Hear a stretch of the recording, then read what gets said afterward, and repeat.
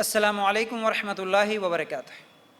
سوال یہ آیا ہے، کیا محرم کے مہینے میں کوئی خاص عبادتیں کرنا ہے یا پھر کتنے روزے رکھنا ہے اور کون سی نمازیں پڑھنا ہے؟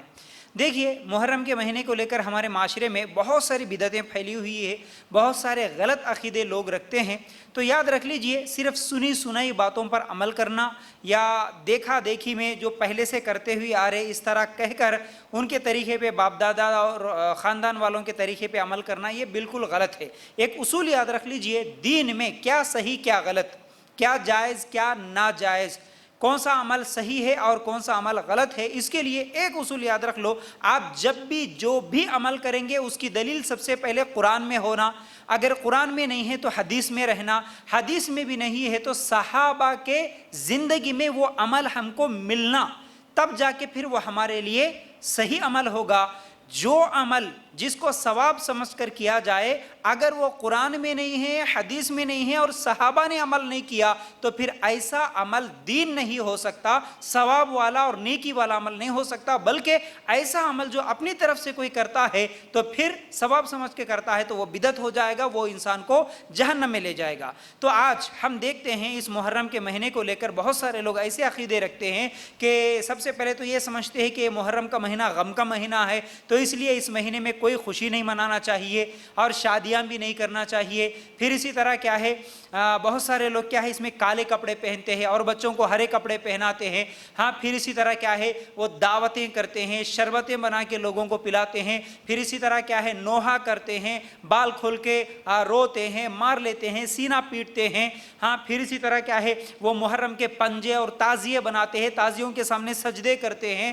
ہاں، پھر اسی طرح وہ پنجے اٹھا کر سواریاں آئے بول کے اس طرح ناچتے ہیں، آگ میں کودتے ہیں۔ ہاں، پھر کیا ہے وہ 5 دن جو ہے سو بہت سارے علاقوں میں وہ راتوں کو جو ہے سو جاگ جاگ کر وہ میوزک لگا کے ڈھول بجاتے ہوئے اس کے سامنے جو ہے نا ڈانس کرتے ہیں، اور اس کے سامنے ناچتے ہوئے ان لوگوں کے اوپر یہ عقیدہ ہوتا ہے کہ ان کے اوپر سواریاں آ گئے۔ اصل میں یہ سواریاں کیا ہے، ان لوگوں کا عقیدہ یہ ہے کہ مولا علی یعنی علی رضی اللہ تعالیٰ نعوذ باللہ ان کے جسم میں آ گئے، فاطمہ ان کے جسم میں آ گئی نعوذ باللہ، ان کی روح آ گئی۔ ہاں ٹھیک ہے، حسن حسین ان کے جسم میں آ گیا۔ اب وہ بات کرنے لگتے ہیں، لوگ آ کے ان کو سواری نہیں بلکہ ان کو ایک معبود کا درجہ دے کے ان کے پیر پڑتے ہیں، ان کے سامنے سجدے کرتے ہیں، ان سے مانگتے ہیں، ان کے پیر دھلتے ہیں اور ان کے آگے سو جاتے ہیں تو وہ ان کے اوپر سے کیا ہے چلتے ہوئے پیروں سے رونتے ہوئے کھندلتے ہوئے جاتے ہیں آگے۔ ایسے بہت سارے غلط عقیدے شرکیہ اعمال کرتے ہیں لوگ، بہت سارے علاقوں میں ایسا ہوتا ہے، بلکہ اس کو عید کی طرح مناتے ہیں۔ یہ مسلمانوں کی ایک عید ہے، محرم ایک عید ہے بلکہ عید کی طرح مناتے ہیں،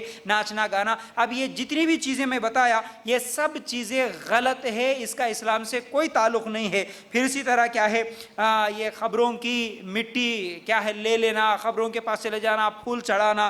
پھر اس کے علاوہ کیا ہے یہاں پر اسی محرم کے مہینے میں وہ 113 مرتبہ کیا ہے بسم اللہ لکھ کر کوئی اگر لکھ دیا 113 مرتبہ تو کیا ہے اس کے اگلے پورے 1 سال تک جو ہے سو اس کی مصیبتیں دور ہو جائیں گی اور وہ جو مانگے گا وہ مل جائے گا، یا پتہ نہیں پھر 1 سال کے اس کے گناہ معاف ہو جائیں گے۔ اس طرح کا بھی کیا ہے لوگ عقیدہ رکھتے ہیں۔